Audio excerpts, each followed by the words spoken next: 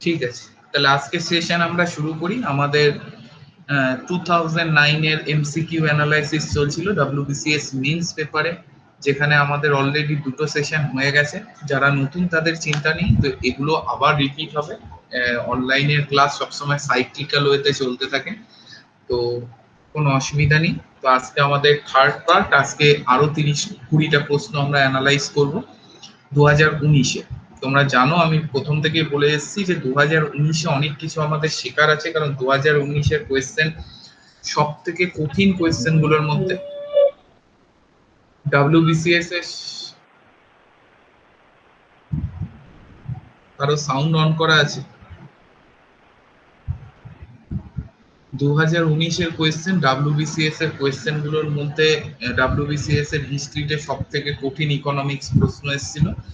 তাই বারবার বলছি 85 ইকোনমিক্সে আমরা পেতেই পারি, কিন্তু প্রশ্ন যদি এরকম আসে সেই অনুযায়ী টার্গেটটা রিঅ্যাসেস করতে হয় কিন্তু সবসময়।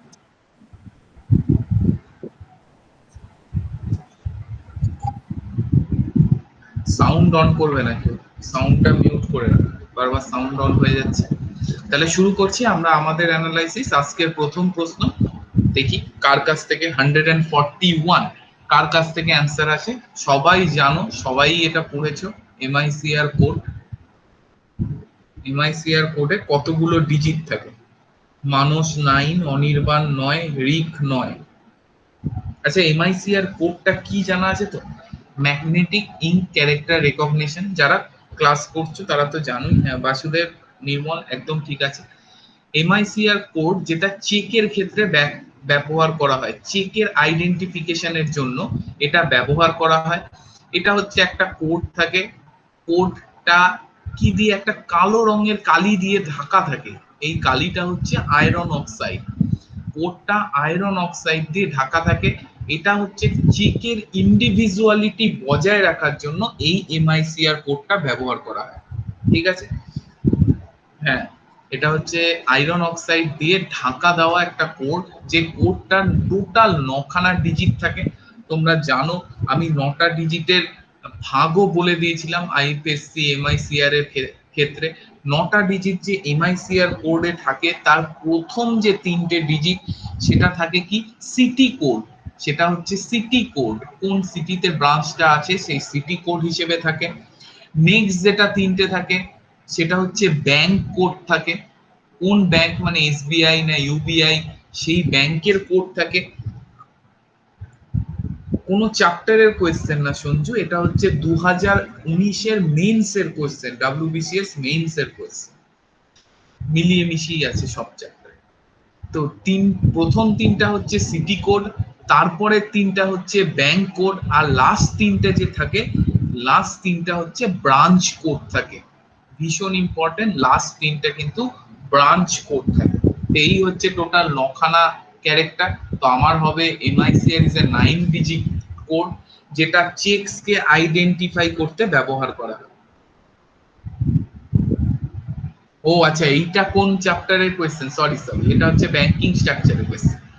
ব্যাংকিং স্ট্রাকচার থেকে আমি তোমাদের বলেছিলাম যে ব্যাংকিং স্ট্রাকচার থেকে একটা কোয়েশ্চেন প্রতি বছর আসে, পড়তে অনেক হয়। আমি তাই বলেছিলাম তোমরা চ্যাপ্টারটা ওভারলুক করতে পারো, কারণ একটাই প্রশ্ন আসে। তবে যাদের সময় আছে এবং যাদের অনেকটা হয়ে গেছে অলরেডি, তারা এই একও কেন ছাড়বে? এই একের জন্যই তো তোমার অনেক কিছু নির্ভর করতে পারে। ব্যাংকিং স্ট্রাকচার থেকে একটা প্রশ্ন প্রতি বছর থাকে। চলে আসো 142, 142 নাম্বার প্রশ্ন। একটু ক্রিটিক্যাল, মানে অন্যরকম প্রশ্ন। দেখি কার অ্যান্সার ঠিক হয়। 142 এর অ্যান্সার রিক এ, বিদিশা এ, বাকিদের শুভায়ু এ, নির্মল এ। সবার কাছ থেকে অ্যান্সার আশা করছি। দেখো, তোমরা জানো security and exchange board of India SEBI, যার হাতে আমাদের টোটাল ক্যাপিটাল মার্কেটের দায়িত্ব আছে। ক্যাপিটাল মার্কেট যেটা প্রাইমারি মার্কেট এবং সেকেন্ডারি মার্কেট বা শেয়ার মার্কেট নিয়ে তৈরি, সেই ক্যাপিটাল মার্কেটের টোটাল দায়িত্ব বহন করে সেবি। was given the authority and status power through an ordinance এটা কিন্তু আমাকে বুঝতে হবে যে সেবি প্রতিষ্ঠা কবে হয়েছিল। সেবি এস্টাবলিশড হয়েছিল এপ্রিল 12, 1988। কিন্তু সেই সময় সেবি একটা স্ট্যাটিউটারি বডি ছিল না, অর্থাৎ সেবির হাতে কোনো পাওয়ার সেই সময় প্রপারলি দেওয়া হয়নি। যেটা 30শে জানুয়ারি 1992 সালে, দেখো অনেকে অ্যান্সারও করে দিয়েছো এ, এইটা সেবি অ্যাক্টের মাধ্যমে এই অর্ডিন্যান্স জারি করে সেবিকে পাওয়ার দেওয়া হয়েছিল, এবং এটার উপর ভিত্তি করে 92 সেবি প্রপারলি কাজ করতে শুরু করে। এটা কিন্তু হ্যাঁ একদম ঠিক। তো এটা কিন্তু আমাদের খেয়াল রাখতে হবে, সিবি ফাউন্ডেশন হয়েছিল কিন্তু 12 এপ্রিল 1988, কিন্তু সেই সময় সেবি পুরো যে ক্ষমতা সেটা পায়নি, কোনো ক্ষমতাই পায়নি, এবং সেবির তখন স্ট্যাটিউটারি বডিও ছিল না।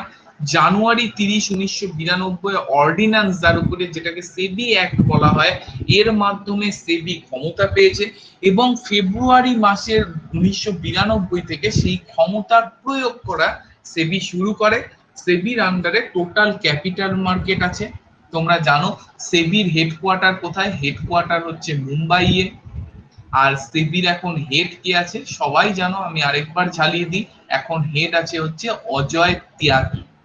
এখন হেড আছে সেবির অজয় ত্যাগী। ঠিক আছে, তাহলে আমরা সেবি সম্পর্কে তো জেনেই গেছি, ক্যাপিটাল মার্কেটের অনেক ক্লাস আমি নিয়েছি, তো কোনো অসুবিধা নেই। 143 কার কাছ থেকে আসে? 143 143 নাম্বার রিক দিয়ে দিয়েছে সি, শুভায়ু সি। আচ্ছা, ইনসাইডার ট্রেডিং এর আরেকটা নাম কি বলা যাবে? কেউ বলতে পারবে? যারা করেছো, রিক, শুভায়ু, অনির্বাণ, আরেকটা নাম আমি বলেছিলাম আমার ক্লাসে।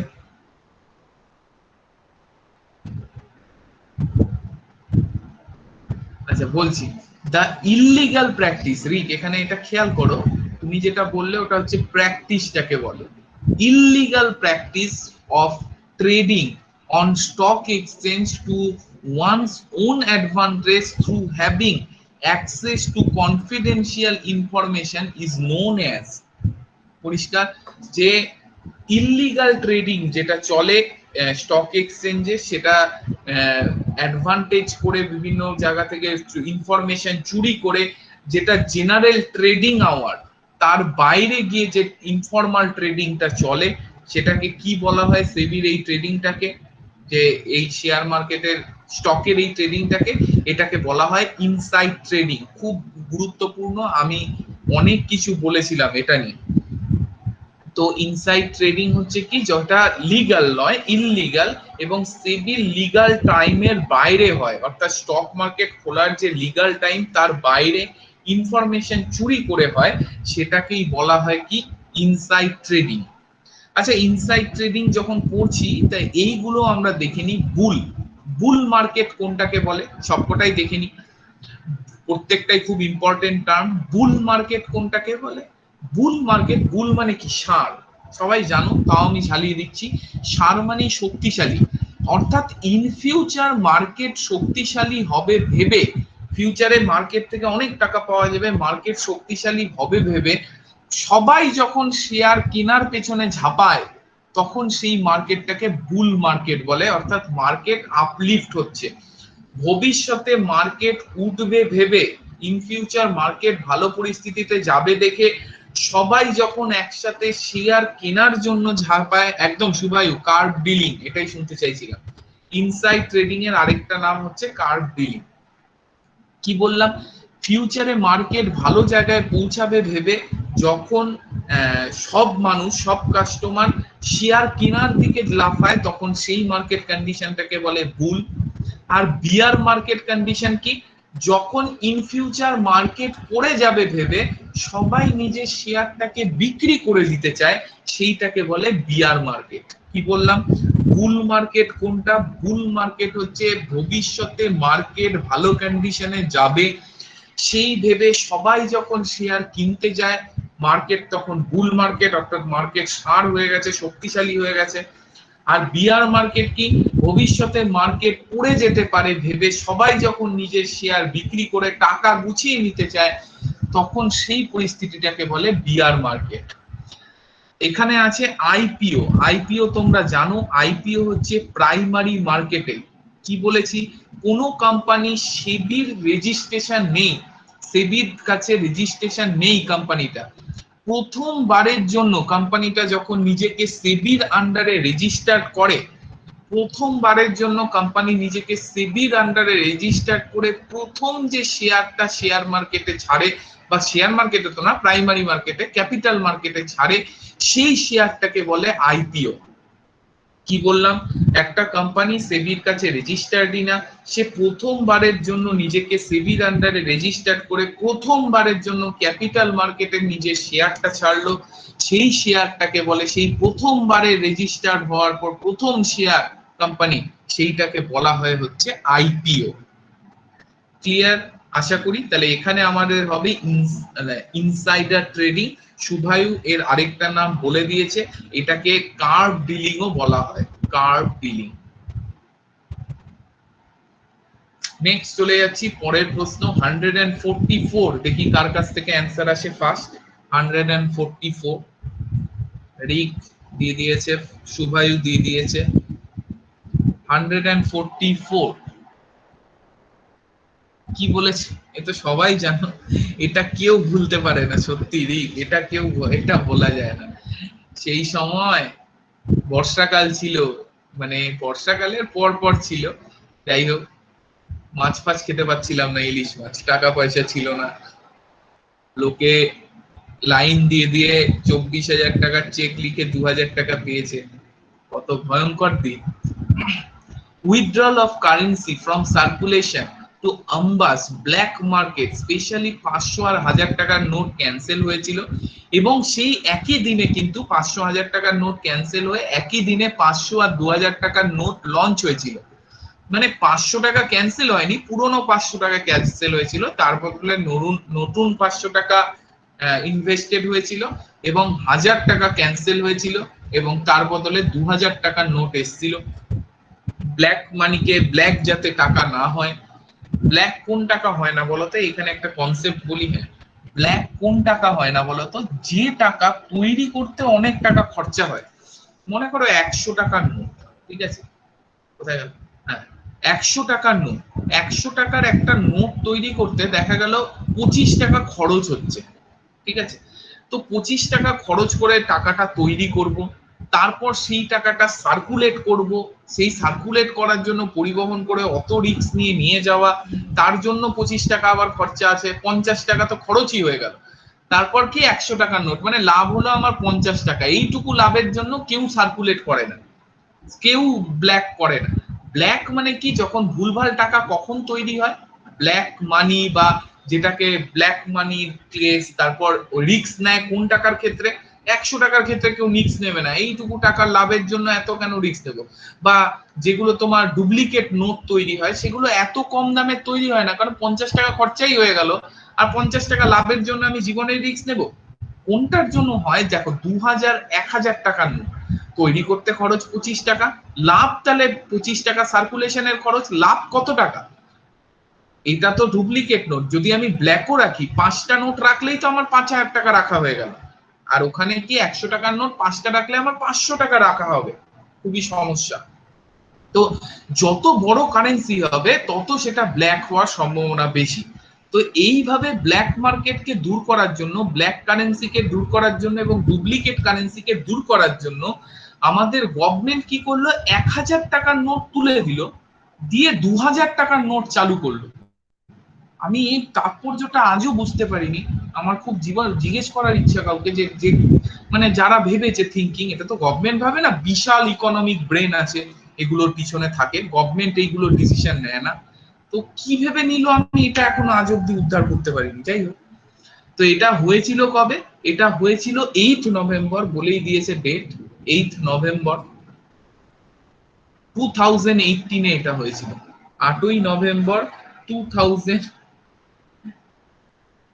আচ্ছা, 8ই নভেম্বর 2016-তে এটা হয়েছিল।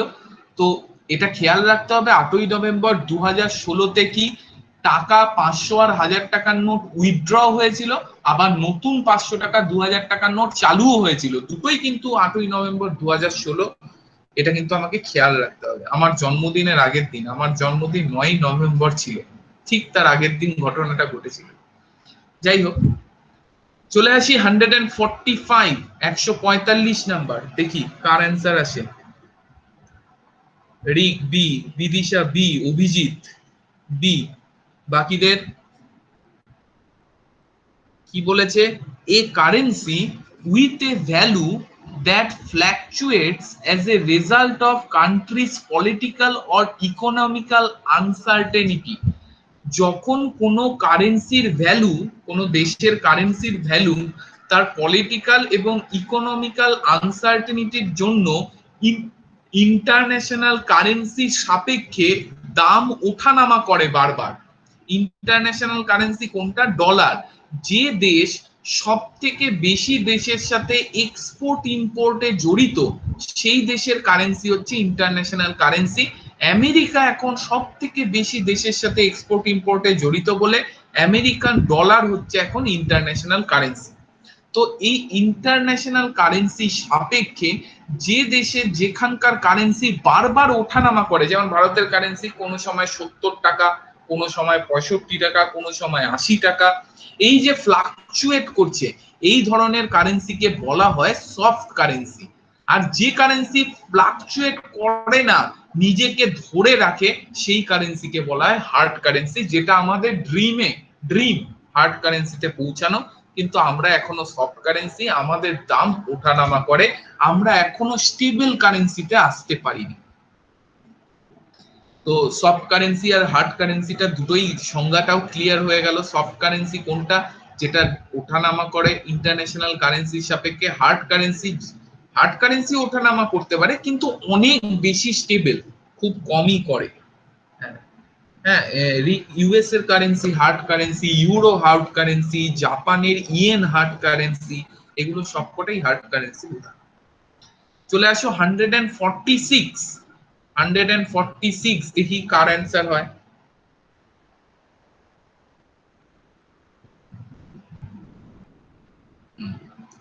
এ, সবারই অ্যান্সার। আমরা জানি যখনই আমরা চলে আসছি যে ইনফ্লেশন কি বলেছে, high unemployment and economic stagnation. দেখো এখানে অনেকটা বলে দিয়েছে স্ট্যাগনেশন, তো এটা অনেক সময় বলা নাও থাকতে পারে। হাই আনএমপ্লয়মেন্ট আর সঙ্গে ইনফ্লেশন, হাই ইনফ্লেশন, এটা দিয়েও আসতে পারে প্রশ্নটা। High unemployment, high inflation, high unemployment, economic stagnation, এই দুটোরই মানে হচ্ছে স্ট্যাগফ্লেশন। আমি ইনফ্লেশনের প্রকারভেদ পড়াতে গিয়ে তোমাদের বলেছিলাম, তোমরা জানো, আরেকবার তোমাদের মনে করিয়ে দিই। ফার্স্ট ছিল ক্রলিং ইনফ্লেশন। ক্রলিং ইনফ্লেশন ক্ষেত্রে ইনফ্লেশন রেট কত? 0 থেকে 3%, মানে জিরোর বেশি হতে হবে, অ্যাভাব 0 হতে হবে। 0 to 3% হচ্ছে ক্রলিং ইনফ্লেশন। তারপর কি বলেছিলাম? Walking inflation. ওয়াকিং ইনফ্লেশন কোনটা? 3 থেকে 9.99%, এটা হচ্ছে ওয়াকিং ইনফ্লেশন। এই ক্রলিং এবং ওয়াকিং ইনফ্লেশনকে একসাথে বলা হয় সিঙ্গেল ডিজিট ইনফ্লেশন। এরপরে চলে আসে কি? ক্রলিং, ওয়াকিং, তারপর কি হচ্ছে? তারপর ডাবল ডিজিট ইনফ্লেশন চলে আসে, ডাবল ডিজিট। এরপর ডাবল ডিজিট মানে যেখানে 2 ডিজিট হয়ে যাবে। এই ডাবল ডিজিটের মধ্যে হাইপার ইনফ্লেশন চলে আসে, হাইপার ইনফ্লেশন। ডাবল ডিজিটের মধ্যে কিন্তু হাইপার ইনফ্লেশন চলে আসে। আমি বলেছিলাম হাইপার ইনফ্লেশনের ক্ষেত্রে কি হয়?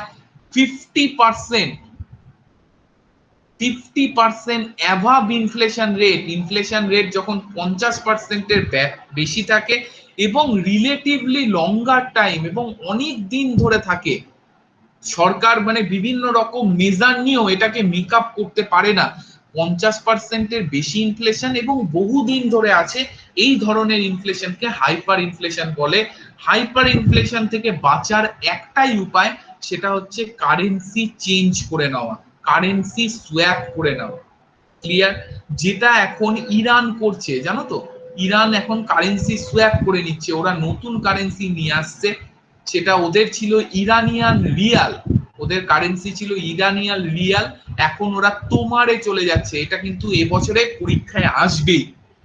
ইরান কারেন্সি সোয়াপ করছে ইরানিয়ান রিয়াল থেকে, ওরা তোমারে যাচ্ছে, তোমার কারেন্সি ওদের নতুন কারেন্সি হচ্ছে। তো স্ট্যাগফ্লেশন বোঝা গেল, স্ট্যাগফ্লেশন হচ্ছে হাই আনএমপ্লয়মেন্ট এবং ইকোনমিক স্ট্যাগনেশন। হাই আনএমপ্লয়মেন্ট আর হাই ইনফ্লেশন দুটোই বলা যায়, কোনো অসুবিধা নেই। আমি পরের প্রশ্নে চলে যাচ্ছি, দেখি 148 কার অ্যান্সার আসে। খুব খুব বার্নিং টপিক এটা ইন্ডিয়ার, 148 হচ্ছে ইন্ডিয়ার বার্নিং টপিক গুলোর মধ্যে একটা।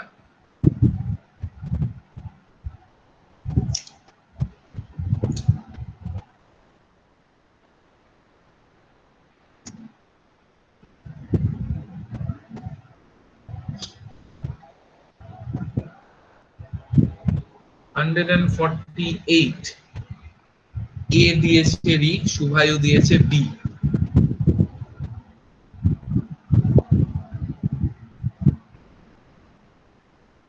হ্যাঁ 47টা বোধহয় বাদ চলে গেছে, নিশ্চয়ই কোয়েশ্চেনটার কোনো ব্যাপার ছিল, ওই জন্যই বাদ দিয়েছি আর কি। ক্রলিং আর ওয়াকিং কে বিদিশা একসাথে বলে single digit inflation, single digit inflation. চলে আসি গোল্ড মানিটাইজেশন স্কিম, যেমন ধরো 157, 58, 59 বাদ আছে, এগুলো সব কারেন্ট প্রশ্ন বলে বাদ দিয়েছিলাম আর কি, হয়তো কি জানি। The gold monetisation scheme, gold monetisation scheme আগে এটা কি, সে কবে হয়েছে সেটা তো জেনে যাব, আগে কি এটা ইন্ডিয়ার সব থেকে বড় ক্ষতগুলোর মধ্যে একটা, যেটা বলছে গোল্ড মানিটাইজেশন স্কিম, যেটা আমাদের 2015 সালে লঞ্চ করেছিল আমাদের প্রাইম মিনিস্টার নরেন্দ্র মোদী। 2015 সালে এই গোল্ড মানিটাইজেশন স্কিম লঞ্চ হয়েছিল। কেন লঞ্চ হয়েছিল, কেন গভর্নমেন্ট এই স্কিমটা করতে বাধ্য হয়েছিল, দেখা গেছিল গভর্নমেন্ট সার্ভে করে দেখেছিল 20,000 টন, 20,000 টন গোল্ড, টন তো নয় টনস, 20,000 টনস গোল্ড আমাদের ইন্ডিয়াতে আনইউটিলাইজড হয়ে পড়ে আছে হাউস হোল্ডের কাছে, মানে আমার তোমার বাড়ির আলমারিতে হাউস হোল্ডের কাছে জাস্ট ওটা এমনি পড়ে আছে বছরের পর বছর ধরে, 20,000 টন গোল্ড আনইউটিলাইজড হয়ে।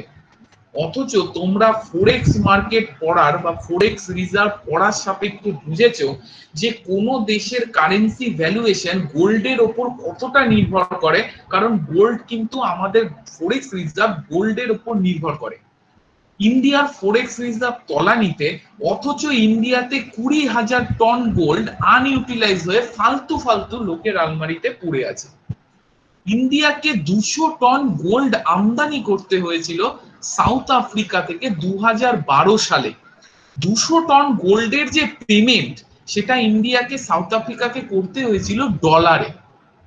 ইন্ডিয়া ডলার ছাপাতে পারে না, ইন্ডিয়ার কাছে ডলারের পরিমাণ লিমিটেড। তার জন্য 200 টন গোল্ড, যদি গোল্ডের দাম একবার ইমাজিন করো, অতগুলো ডলার যদি ইন্ডিয়ার থেকে পেমেন্ট করা হয়, সাউথ আফ্রিকাকে করা হয়েছিল, তার মানে ইন্ডিয়ার মার্কেটে ডলারের কতটা ক্রাইসিস সেই সময় তৈরি হয়েছিল একবার ইমাজিন করো। কারণ পেমেন্টটা তো ডলারে করা, ইন্ডিয়ার মধ্যে লিমিটেড ডলার আছে, তুমি পেমেন্টটা গোটাটা ডলারে করলে, অতগুলো ডলার, 200 টন গোল্ডের দামে ডলার তো তোমার থেকে চলে গেল। এইটা মেকআপ করবে কি করে, টাকা চলে গেলে ছেপে ফেলতাম, কিন্তু ডলার চলে গেলে তো ছাপতে পারবো না। ফলে কি, ডলারের দাম ইন্ডিয়াতে বাড়তে থাকবে। শীতকালে ইলিশ মাছ, কারণ শীতকালে ইলিশ মাছ নেই, তাই ইলিশ মাছের দাম বেশি, মার্কেটে ডলার নেই তাই ডলারের দাম বেশি, ভারতীয় মুদ্রার দাম পড়তে থাকবে, তাই না? 200 টন আমদানি ইন্ডিয়াকে কেন করতে হবে যেখানে 20,000 টন পড়ে আছে ফালতু ফালতু, কোনো ইউটিলাইজ নেই? তো এই জন্য 2015 সালে গোল্ড মানিটাইজেশন স্কিম করেছিল, এই 2000 টন যেগুলো ফালতু পড়ে আছে সেগুলো যাতে মবিলাইজ হয়, সেই জন্য। কিভাবে মবিলাইজ হবে, বিভিন্ন ভাবে এই গোল্ডের এগেইনস্টে টাকা দেওয়া হবে। এই দেওয়া হলো খুব কম ইন্টারেস্টে টাকা, তুমি গোল্ড জমা রেখে টাকা ইউটিলাইজ করো, টাকা নাও, লোন নাও, এবং বিভিন্ন খুব ইজিলি লোন পাওয়া যাবে। এই সব করা হয়েছিল গোল্ড মানিটাইজেশন স্কিম, যেটা ব্যাংক এবং এনবিএফসির মাধ্যমে, ব্যাংক এবং নন ব্যাংকিং ফিনান্সিয়াল কর্পোরেশনের মাধ্যমে ইউটিলাইজ করা হয়েছে। ব্যাংক এবং এনবিএফসির মাধ্যমে এই গোল্ড মানিটাইজেশন স্কিমকে করা হয়েছিল 2015 সালে, যাতে সহজেই এই গোল্ডের এগেনস্টে কেউ লোন পায় এবং খুব কম ইন্টারেস্টে লোন পায়। অর্থাৎ 200 টন আনইউটিলাইজ গোল্ড যেটা হাউস হোল্ডের কাছে পড়ে আছে সেটা যেন মবিলাইজ হয়, সেটা যেন কিছু অ্যাটলিস্ট কাজে লাগে। ওটাটা হয়তো বেরোবে না, কিছু বেরোলেও তো সরকারের লাভ। তো খুব ইম্পর্টেন্ট, এটা সত্যি আমাদের খুব বড় প্রবলেম। আমরা সবাই গোল্ড ধরে রাখি নিজের বাড়িতে, আবার সরকারকে গালাগালি দিই যে কি করে এত ডলারের সাপেক্ষে আমাদের দাম, কি হচ্ছে আমাদের ইকোনমি। এছাড়া আমরা এটা করে এটা বলি, অথচ 3 ভরি সোনা নিজেদের আলমারিতে রেখে দিই। আরে ভাই বের কর, তবে তো ডলারের দাম ঠিক হবে না। হ্যাঁ, এটা কোন ইয়ারের কোয়েশ্চেন? 2019-এর কোয়েশ্চেন। অভিজিৎ 2019-এর মেন্স পেপারে। আমাদের 2018 গোটাটা হয়ে গেছে, 2019 হবে, তারপর আমরা 2017 শুরু করব, তারপর আবার 2018 হবে, রিপিট, মানে চলতে থাকবে এরকম সাইক্লিক্যাল ওয়েতে, কোনো চিন্তা নেই। চলে আসো 149 নাম্বার প্রশ্ন, সবাই পারবে আশা করি। 149 এভরিবডি আশা করি পারবে, খুবই ইজি প্রশ্ন।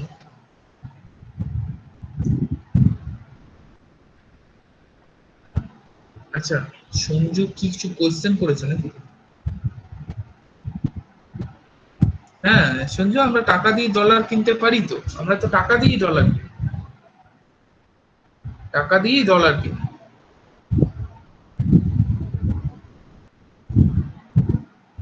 যদি সে দিতে রাজি থাকে। এবার তুমি বলতে পারো স্যার আমেরিকার কাছ থেকে টাকা দিয়ে ডলার নিয়ে নি কিনতে পারি, তা আমেরিকা কেন টাকা নিতে যাবে ভাই? টাকা নিয়ে আমেরিকা কি করবে? কাগজ আমেরিকার কাছে একটা। তো লোক যদি থাকে ডেফিনেটলি টাকা দিয়ে ডলার কিনতে পারো, সে যদি রাজি হয়। সবাই অ্যান্সার করে দিয়েছে এ এ এ এ এ। আচ্ছা ঠিক আছে। কি money policy increases the inflation, inflation rate কে বাড়ায়। ইনফ্লেশন রেট মানে কি? ইনফ্লেশন মানে মার্কেট লিকুইডিটি, মার্কেট লিকুইডিটি কে বাড়ায়। যে পলিসি মার্কেট লিকুইডিটি কে বাড়াতে গেলে কি করতে হবে? বেশি পরিমাণ টাকা মার্কেটে ছাড়তে হবে।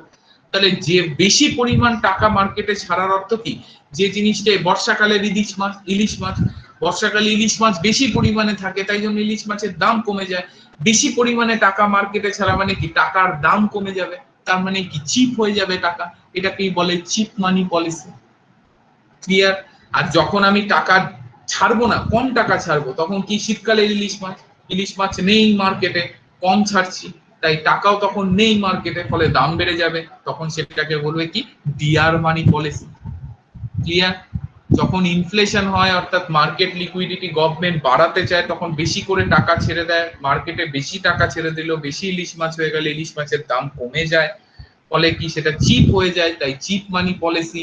আর যদি মার্কেটে টাকা দেওয়া কমিয়ে দেয়, মানে জোর করে আটকে দেয় টাকা।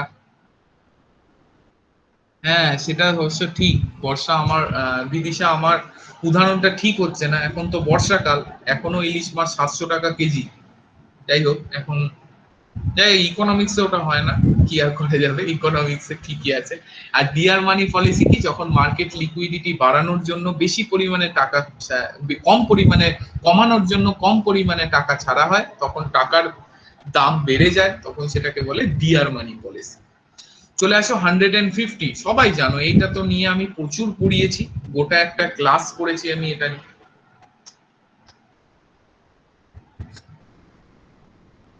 আচ্ছা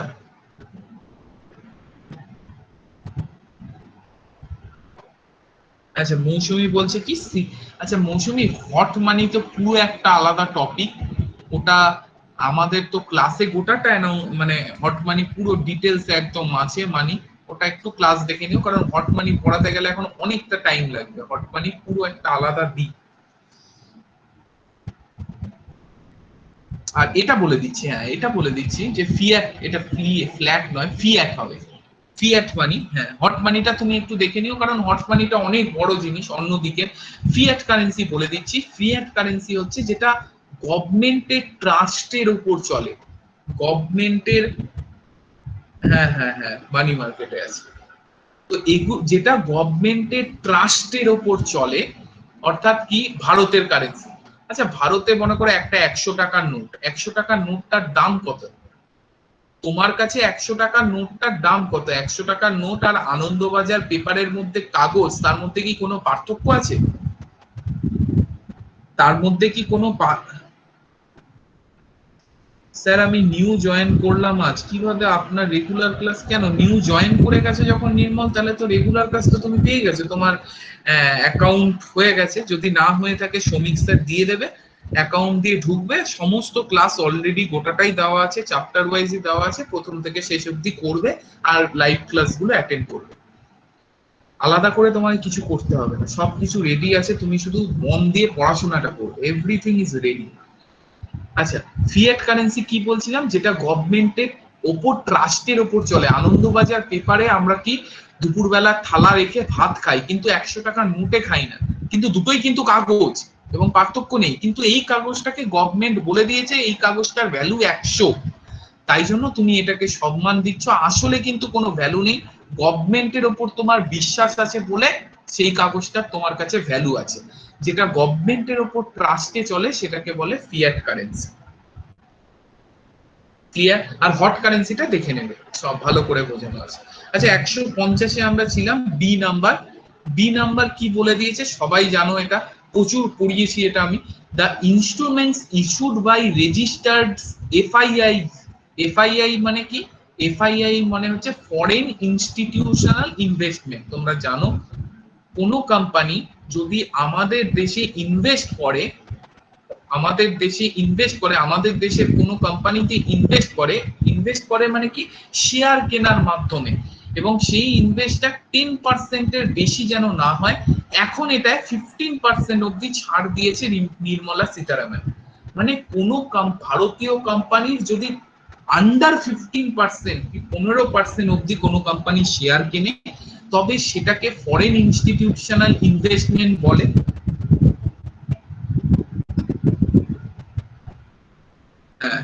যারা ফরেন ইনস্টিটিউশনাল ইনভেস্টমেন্ট বলে। এবং কোন ফরেন কোম্পানি যদি সেবির আন্ডারে নিজেকে রেজিস্টার করতে না চায়, তা সত্ত্বেও ভারতে শেয়ার বিক্রি করতে যায়, তখন এই যে ফরেন ইনস্টিটিউশনাল ইনভেস্টমেন্টের মাধ্যমে সেই শেয়ারটা রিলিজ করে, এবং সেক্ষেত্রে যে কোম্পানিটা ফরেন ইনস্টিটিউশনাল ইনভেস্টমেন্ট করেছে, সে যার মাধ্যমে শেয়ারটা ছাড়ছে, এই আনরেজিস্টার্ড কোম্পানি, সে একটা প্রমিসারি নোট দেয়। সেইটাই হচ্ছে এই যে পি নোটস বা প্রমিসারি নোটস। এটা নিয়ে, এটা তো এত ছোট ভাবে বোঝার বিষয় না, আমি গোটাটা বলেছি, তা আমি শর্টে বলার চেষ্টা করলাম। কি বলেছে? Issued by the overseas investor. এই যে ওভারসিজ ইনভেস্টরদের জন্য, who wish to invest in Indian stock markets without registering themselves to SEBI। নিজেকে সেবির সাথে রেজিস্টার করবে না, অথচ ইন্ডিয়ায় শেয়ার বিক্রি করতে চায়, তারা কি করে? যেসব কোম্পানি ফরেন ইনস্টিটিউশনাল ইনভেস্টমেন্টে এসছে, তাদের মাধ্যমে নিজের শেয়ারটা ইনভেস্ট করে। রেজিস্টার্ড এফআইআই এস এর মাধ্যমে তারা কি করে?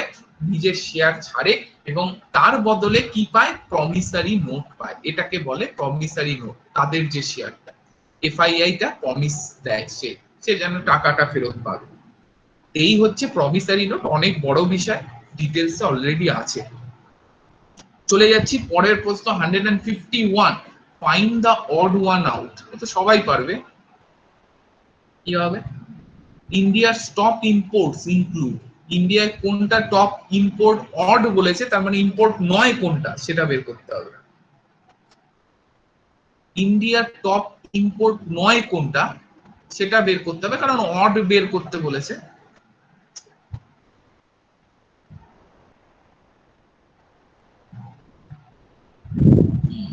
এটা হবে 151 হবে এ। তোমরা জানো গোটা পৃথিবীতে সব থেকে বেশি জেম এক্সপোর্ট করে হচ্ছে ইন্ডিয়া, এক্সপোর্ট করে হচ্ছে ইন্ডিয়া। ক্লিয়ার? তো ইম্পোর্টের তো প্রশ্নই আসে না, এটা এক্সপোর্ট করে, জেম এক্সপোর্ট করে। এর জন্য আমাদের ডেডিকেটেড পোর্ট আছে, যেটাকে তিতুকরিন বলা হয়, তিতুকরিন। এবং তিতুকরিনকে মুক্তের শহর বলা হয়, তোমরা জানো তিতুকরিনকে, যেখানে বিভিন্ন রকম জেম পাওয়া যায়। তিতুকরিন যেটা তামিলনাড়ুতে অবস্থিত, ভালোভাবেই পড়েছো তোমরা। তো জেম আমরা এক্সপোর্ট করি, ইম্পোর্ট করি না অবভিয়াসলি, তাহলে এটাই অড ওয়ান। চলে আসো 152। এটা আর বেশি কিছু আমি খরচা করলাম না কথা। 152 করে ফেলো। এটাও তো কোনো খরচা করার কিছু নেই, সবাই পারবে। ডাইরেক্ট ট্যাক্স আর কোনটা ডাইরেক্ট ট্যাক্স নয়, অর তাহলে বের করতে হবে। এটা অবভিয়াসলি এত কথা, জিএসটি ডাইরেক্ট ট্যাক্স নয়। মোট 17 খানা ইনডাইরেক্ট ট্যাক্স আর 23 খানা সেস একত্রিত হয়ে কি তৈরি হয়েছে? একত্রিত হয়ে তৈরি হয়েছে জিএসটি। এগুলো তো সব তোমাদের আছে, পড়াই আছে, তাও একবার ঝালিয়ে নাও। 153 কি অ্যান্সার হবে? এটাও তোমাদের পড়া। 153 কি হবে? যে কি বলেছে, যে encourages parents to build a fund for future education and marriage expenses of their female child. Female চাইল্ডদের ফিউচার এডুকেশন এবং ম্যারেজ এক্সপেন্স বহন করার জন্য বাবা বা মায়ের জন্য, প্যারেন্টসদের জন্য যে স্কিম গভর্নমেন্ট অফ ইন্ডিয়া দিয়েছে, সেই স্কিমটার নাম কি? সেই স্কিমটার নাম কি? সেটা হচ্ছে সুকন্যা সমৃদ্ধি যোজনা। তোমরা জানো এটা ইন্ডিয়া পোস্টের মাধ্যমে দেওয়া হয়, ইন্ডিয়ার যে কোনো পোস্ট অফিসে গিয়ে এটা করতে হয়। সুকন্যা সমৃদ্ধি যোজনা, যেটা 22শে জানুয়ারি, আমি একটু ডিটেলসেই বলে দিই, সব ডিটেলসই আছে। 22শে জানুয়ারি 2015 সালে এটা লঞ্চ হয়েছিল। বর্তমানে এটা রেট আছে 7.6% ইন্টারেস্ট রেট দেওয়া হয়। হ্যাঁ, পায়েল একদম ঠিক। 2015 সালের 22শে জানুয়ারি সুকন্যা সমৃদ্ধি যোজনা হয়েছিল, মোদি লঞ্চ করেছিল। যা এখনো আমাদের দেশে জানো মেয়েদের ক্ষেত্রে অনেক সময় অনেক কিছু ইয়ে করা হয়, তো সেটা ক্ষেত্রে ইয়ে করতে হবে তোমাকে। তো নেক্সট চলে যাচ্ছে, প্রধানমন্ত্রী উজালা যোজনা ওয়াজ লঞ্চড ইন। প্রধানমন্ত্রী উজালা যোজনা ওয়াজ লঞ্চড ইন।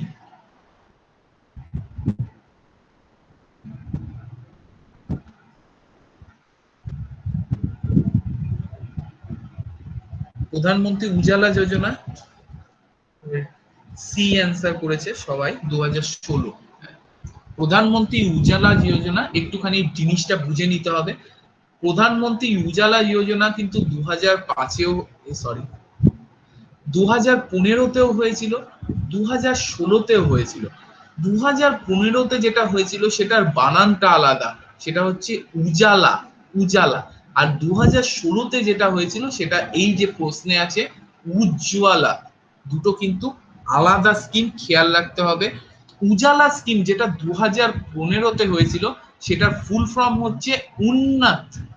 দেখো ফুল ফর্ম থেকেই ডেরাইভ করে শর্ট ফর্ম হয়েছিল উন্নত জ্যোতি, জ্যোতি বাই, উন্নত জ্যোতি বাই, আমি লিখবো কি করে, জায়গা নেই। আচ্ছা, অ্যাফোর্ডেবল, আমি শর্টে লিখছি, তোমরা লিখে নাও। Affordable LEDs for all, affordable LEDs for all, এইটা হচ্ছে উজালা। দেখো নামের উন্নত, J for Jyoti, A for affordable, L for LED, আর লাস্টের এটা হচ্ছে অল। এইটা হচ্ছে 2015 সালে হয়েছিল, যেটা সবাইকে এলইডি লাইটের কানেকশন দেওয়া হয়েছিল, 75 মিলিয়ন এলইডি কানেকশন দেওয়া হয়েছিল। আর 2016-তে যে উজালাটা হয়েছিল সেটা হচ্ছে, যেটা এখানে প্রশ্ন আছে, এটা কিন্তু এলপিজি কালেকশন, এলপিজি কানেকশন, অর্থাৎ গ্যাস ডিস্ট্রিবিউট করা হয়েছিল কাদের? বিপিএল এর, বিপিএল যে সমস্ত মহিলারা আছে সেই মহিলাদের গ্যাসের কানেকশন দেওয়া হয়েছিল। টোটাল 50 মিলিয়ন গ্যাসের কানেকশন ইন্ডিয়াতে দেওয়ার প্রজেক্ট নিয়ে, টার্গেট নিয়ে এই উজালা যোজনা শুরু হয়েছিল। দুটো কিন্তু আলাদা, একটুখানি আমাকে মনে রাখতে হবে। এই যে প্রধানমন্ত্রী উজালা যোজনা, এটা কার আন্ডারে হয়েছিল? Ministry of petroleum. কেন বলছি 2018-তে এটা এসেছিল? মিনিস্ট্রি অফ পেট্রোলিয়াম, এটা ইয়েতে ডব্লিউবিসিএস এর প্রিলিমিনারিতে এসেছিল। Ministry of petroleum and natural gas, এই ডিপার্টমেন্টের আন্ডারে এটা হয়েছিল প্রধানমন্ত্রী উজালা যোজনা। তাহলে আমাদের দুটোই খেয়াল রাখতে হবে, 2015-র উজালাও খেয়াল রাখতে হবে, 2016-র উজালাও কিন্তু খেয়াল রাখতে হবে। নেক্সট আমরা চলে আসি 155, 155 নাম্বার, এনএসডিএল। এনএসডিএল কার আন্ডারে আছে জানো? ইন্ডিয়ার ফার্স্ট ইলেকট্রনিক সিকিউরিটি যেটা প্রোভাইড করে ডিপোজিটারি ইন ইন্ডিয়া, সেটা হচ্ছে এনএসডিএল। এনএসডিএলটা কি বলে দিই, ন্যাশনাল সিকিউরিটি ডিপোজিটরি লিমিটেড। এটা ইন্ডিয়ার প্রথম ইলেকট্রনিক সিকিউরিটি, এটা কিন্তু ইন্ডিয়ার ফার্স্ট ইলেকট্রনিক সিকিউরিটি প্রোভাইড করেছিল স্টকের ক্ষেত্রে। তো সেটাকেই এনএসডিএল, এটা প্রতিষ্ঠিত হয়েছিল 1996 সালে। তখন জানো যে ইলেকট্রনিক্যালি বা শেয়ার কেনা বেচার খুবই ট্রেন্ড ছিল না অতটা। তো 1996 সালে এটা ইলেকট্রনিক সিকিউরিটিকে প্রমোট করার জন্য এবং প্রথম তৈরি হয়েছিল 1996 সালে। যার হেডকোয়ার্টার মুম্বাইয়ে, এবং এটা কার আন্ডারে তত্ত্বাবধান হয়েছিল, কার আন্ডারে, এনএসইর আন্ডারে। দেখো, chief promoter of NSDL is NSE, national stock exchange. খুব ইম্পর্টেন্ট প্রশ্ন। চলে আসছি, তাহলে এটা তো আশা করি লিখে রেখেছো। 156 কি অ্যান্সার হবে?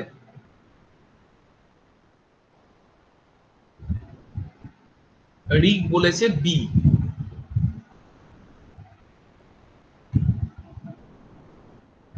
ফার্স্ট আমাকে জানতে হবে কর্পাস ফান্ডটা কি জিনিস। কর্পাস ফান্ড হচ্ছে ইন ফিউচার নিজেকে বাঁচানোর জন্য বা ন্যূনতম খরচ বহন করার জন্য যে ফান্ড রাখা হয় সেটাকে বলে কর্পাস ফান্ড। ঠিক আছে, কর্পাস ফান্ড কি, যে যে ফান্ডটা ভবিষ্যতে নিজেকে বাঁচানোর জন্য বা ন্যূনতম খরচ বহন করার জন্য যে ফান্ডটা রাখা হয় সেটাকে বলা হয় কর্পাস ফান্ড। এই corpus fund and it's duration is fixed in case of, এই কর্পাস ফান্ড এবং তার ডিউরেশন কত দিনের জন্য রাখা হবে সেটা ফিক্সড হয় কোন ফান্ডের ক্ষেত্রে? এটা হচ্ছে ক্লোজ এন্ডেড ফান্ডের ক্ষেত্রে। অবভিয়াসলি ক্লোজ এন্ডেড বলেই সেটা ডিউরেশন ফিক্স থাকে, ওপেন এন্ডেড হলে কখনোই তার ডিউরেশন ফিক্স থাকতে পারে না। তো কর্পাস ফান্ডটা কি আমরা জেনে নিলাম, যে ফান্ডটা ভবিষ্যতে নিজেকে বাঁচানোর জন্য এবং ন্যূনতম খরচটুকু বহন করার জন্য রেখে দেওয়া হয়, দ্যাট ইজ কর্পাস ফান্ড, এবং এর ডিউরেশন ফিক্স থাকে ক্লোজ এন্ডেড ফান্ডের ক্ষেত্রে। ঠিক আছে, হ্যাঁ হ্যাঁ হ্যাঁ ঠিক। সব ফিক্সড ডিপোজিট যেটা সেটা বলা ঠিক না রিক, তবে হ্যাঁ তুমি অনেকটাই ঠিক বলেছো। তো এই হচ্ছে আমাদের কর্পাস ফান্ড। আচ্ছা, তাহলে আজকে আমাদের সেশন তো এই কটা প্রশ্নই ছিল। এরপরের যে তিনটে প্রশ্ন সেই তিনটেই কারেন্ট ইকোনমিক থেকে ছিল, তাই 2019-এর কারেন্ট ইকোনমি আমাদের পড়ে লাভ নেই। 2020-র কারেন্ট ইকোনমি আমরা পড়বো, সেটা আমরা অলরেডি পেয়ে যাচ্ছি মে মাসের। অলরেডি কিন্তু দুটো তোমাদের পোর্টালে আপলোড হয়ে গেছে, জানুয়ারি থেকে মে অবধি আছে, ওটা কিন্তু নেগলেক্ট করো না। মে মাসে দুটো আপলোড হয়ে গেছে, মে মাসের লাস্ট আপলোডটা এ মাসের 31 তারিখে হয়ে যাবে। 31 তারিখ আমি মে মাসের শেষটা আপলোড করে দেবো, পার্ট 3টা। তারপর নেক্সট মান্থে আমরা জুন আপলোড করব, জুনের ইকোনমিক কারেন্ট অ্যাফেয়ার্স। তো ওটা কিন্তু দেখবে, কারণ যা বিসিএস এর এখন ট্রেন্ড, 15 নাম্বার কিন্তু মিনিমাম কারেন্ট ইকোনমিক থেকে আসছেই। তো কারেন্ট ইকোনমি অ্যানালাইসিস করা কিন্তু খুব দরকার, তাই ওটাকে নেগলেক্ট করো না। পোর্টালে একদম জানুয়ারি থেকে আছে, সবাই ওটা কিন্তু নিজের মতো করে নোট তৈরি করে নেবে। আমি যেভাবে বলেছি, আমি একটা প্রশ্নের ইয়েতে অনেক কিছু বলে দিয়েছি, অনেকগুলো বলেছি। তো এটা ওইভাবেই নোটটা তৈরি করবে। বিদিশা কি বলছো, আনস্ট্রাকচারাল এমপ্লয়মেন্ট নাকি স্ট্রাকচারাল আনএমপ্লয়মেন্ট? আনস্ট্রাকচারাল এমপ্লয়মেন্ট এর এক্সাম্পল মানে আচ্ছা, স্ট্রাকচারাল আনএমপ্লয়মেন্টটা কি জিনিস? স্ট্রাকচারাল আনএমপ্লয়মেন্ট দুটো কারণে, ভালো জিনিসই বলেছো, আমি বলে দিই, খুব ইম্পর্টেন্ট। স্ট্রাকচারাল আনএমপ্লয়মেন্ট, ভারতবর্ষের সব থেকে বড় আনএমপ্লয়মেন্ট কিন্তু স্ট্রাকচারাল আনএমপ্লয়মেন্ট। এক মিনিট দাঁড়াও, আমি একটা ফ্রি পেজ নিই।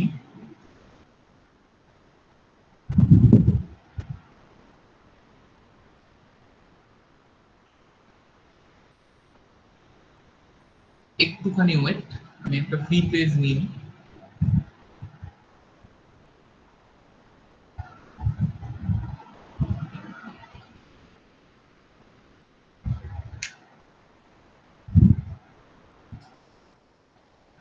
হ্যাঁ, এটাই। না, দু রকম হয় স্ট্রাকচারাল আনএমপ্লয়মেন্ট, যেটা দু রকম ভাবে হতে পারে। কি কি আমি দুটোই বলে দিচ্ছি। স্ট্রাকচারাল আনএমপ্লয়মেন্টকে বলা হয় the largest unemployment in India, সব থেকে বড় ক্ষত ইন্ডিয়ার। স্ট্রাকচারাল আনএমপ্লয়মেন্ট দুই ভাবে হয়। এক নাম্বার কি, এক নাম্বার হচ্ছে সঠিক জায়গায় সঠিক সংখ্যক লোক না থাকা, সঠিক জায়গায় সঠিক সংখ্যক লোক না থাকা। আমি দুটোই ব্যাখ্যা করে দিচ্ছি, লোক না থাকা এটা। আর দু নাম্বার হচ্ছে সঠিক যোগ্যতার লোকের, সঠিক যোগ্যতার লোকের সঠিক কাজ, একদম পায়েল ঠিক করেছিস, সঠিক কাজ না করা। ফার্স্ট একটার ব্যাখ্যা করি। পিএসসি অফিসে কোনোদিন ঘুরতে যাও, পিএসসি অফিসে কোনো কাজে গেলে দেখবে এক একটা রুমে 16 জন এমপ্লয়ি আছে, 16 জন করে লোক বসে আছে। তাদের কাজ কি, কেউ ঝালমুড়ি খাচ্ছে, কেউ পেপার পড়ছে, কেউ পাশের বাড়ির গল্প করছে আরেকজনের সাথে, কেউ এমনি বসে আছে, কেউ মোবাইলে গেম খেলছে। এইটা হচ্ছে পিএসসির অফিসে 16 জন এমপ্লয়ির কাজ। যখন কোনো রেজাল্ট বেরোয় তার 15 দিন ওরা কাজ করে এবং ওটাকেই ওরা বিশাল হেডেক বলে মনে করে না করতে করতে। তো এই হচ্ছে 16 জন এমপ্লয়ির কাজ, যারা অর্ধেকটা টাইম বসেই কাটায়। পিএসসি অফিস থেকে বেরিয়ে ট্রেন ধরার জন্য তুমি যদি বালিগঞ্জ স্টেশনে যাও, গিয়ে দেখবে 6টা টিকিট কাউন্টার, তার মধ্যে 2টো টিকিট কাউন্টার খোলা এবং 4টে মাত্র লোক আছে। সেই 2টো টিকিট কাউন্টার ওরাই অল্টারনেট করে করছে। ওরা টিফিন খেতেও যেতে পারছে না, ওরা টয়লেটেও যেতে পারছে না, লোক ওদের খিস্তি করছে। তাহলে কি, আর সাম্প্রতিক 2টো টিকিট কাউন্টারে 50 জনের লাইন। ক্লিয়ার? তাহলে তো এখানে যে দুটোই তো গভর্নমেন্ট জব, এখানে 16 জন এমপ্লয়ি দরকার ছিল না, এখানে 4 জন এমপ্লয়ি মিলেই ওই কাজটা করতে পারতো। বরং এখানের যে 12 জন এক্সট্রা এমপ্লয়ি আছে তাদের টিকিট কাউন্টারে থাকা উচিত ছিল, তবে সেটা গিয়ে প্রপারলি টিকিট কাউন্টারটা চলতো। এইটা হচ্ছে সব থেকে বড় প্রবলেম স্ট্রাকচারে, যে সঠিক জায়গায় সঠিক সংখ্যক লোক না থাকা। আর 2 নাম্বার কারণটা কি, সঠিক যোগ্যতার লোক সঠিক জায়গায় না থাকা।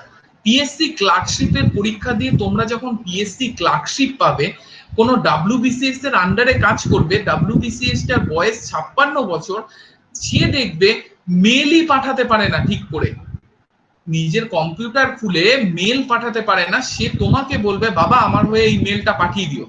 আর তুমি ক্লার্ক হয়ে সমস্ত কিছু জানো, এভরিথিং জানো, কিন্তু তুমি ক্লার্ক। আর যে মেল পাঠাতে পারছে না ঠিক করে, সে হচ্ছে ডাব্লিউবিসিএস অফিসার। এটা কেন হয়? এটা হয় টেকনোলজিক্যাল অ্যাডভান্সের জন্য। কারণ এটা নয় কিন্তু যে 56 বছরে সে যোগ্য নয়, কিন্তু সে মডার্ন নয়। মানে টেকনোলজি সময়ের সাথে চেঞ্জ হয়, তার পক্ষে সেটা অ্যাডপ্ট করা সম্ভব হয়নি। এই যেটা তুমি অলরেডি অ্যাডপ্ট করেই ঢুকছো। এই টেকনোলজিক্যাল অ্যাডভান্সের জন্য কি হয়, অনেক সময় বেশি যোগ্যতার লোকরা নিচে কাজ করে এবং কম যোগ্যতার লোকরা উপরে কাজ করে। অর্থাৎ সঠিক যোগ্যতার লোক সঠিক জায়গায় কাজ করে না। এর কারণ তাদের ট্যালেন্ট নয়, এর কারণ হচ্ছে টেকনোলজির চেঞ্জ।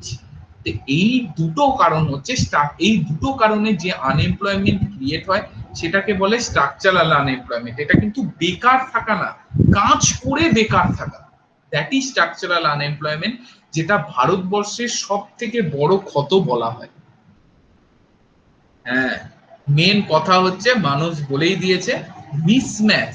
এটাই হচ্ছে মেন কথা, পরীক্ষায় আসে মিসম্যাচ। এই যে 2 নাম্বার পয়েন্টার যেটা কারণ, mismatch in skill of worker. অর্থাৎ ডাব্লিউবিসিএস অফিসারকে যে যে কাজ করতে হয় ডিজিটাল ওয়ার্ল্ডে এখন, সেটা ও পারছে না, কিন্তু তুমি ক্লার্ক হয়ে সেটা পারবে, কিন্তু তুমি ক্লার্ক ও BCS officer. Mousumi, national disposable income. Disposable income কি? ডিসপোজেবল ইনকাম হচ্ছে তুমি যেটা হাতে পাও, অর্থাৎ তোমার যে ইনকাম, মনে করো তুমি নিজেকে দিয়ে ভাবো, তুমি স্যালারি পাচ্ছ 50,000 টাকা, তার মধ্যে তোমাকে 5,000 টাকা ট্যাক্স দিয়ে দিতে হবে, তাহলে তোমার হাতে কত পড়ে থাকবে? 45,000 টাকা। এটা হচ্ছে তোমার ডিসপোজেবল ইনকাম। তাহলে বুঝতেই পারছো এবার ন্যাশনাল ডিসপোজেবল ইনকাম কি। যেগুলো আমাদের সাধারণ মানুষের ডিসপোজেবল ইনকাম নিয়ে যে ন্যাশনাল ইনকাম কাউন্ট করা হয়, সেটাকে ন্যাশনাল ডিসপোজেবল ইনকাম বলে। মানে নেট টাকা, তুমি খরচ করার জন্য নেট যেটা পাচ্ছ, দ্যাট ইজ ডিসপোজেবল ইনকাম।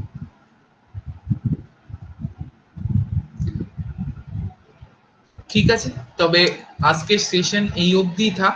যারা নতুন আছো তারা যদি ভর্তির ব্যাপার থাকে, সমীক স্যার নাম্বার দিয়ে দিয়েছে, কথা বলে নেবে। আর কারো যদি কিছু প্রশ্ন থাকে আমাকে করতে পারো, আমি কমেন্ট বক্স দেখছি। যদি প্রশ্ন না থাকে তাহলে সেশন থেকে লিভ করতে পারো। কারো যদি কিছু প্রশ্ন থাকে আমায় করতে পারো, আদারওয়াইজ সেশন থেকে লিভ করতে পারো। আমি কমেন্ট দেখছি, কারো কিছু প্রশ্ন থাকলে আমাকে করতে পারো। অ্যাডমিশনের ব্যাপার থাকলে সমীক স্যারকে কল করে নিতে পারো।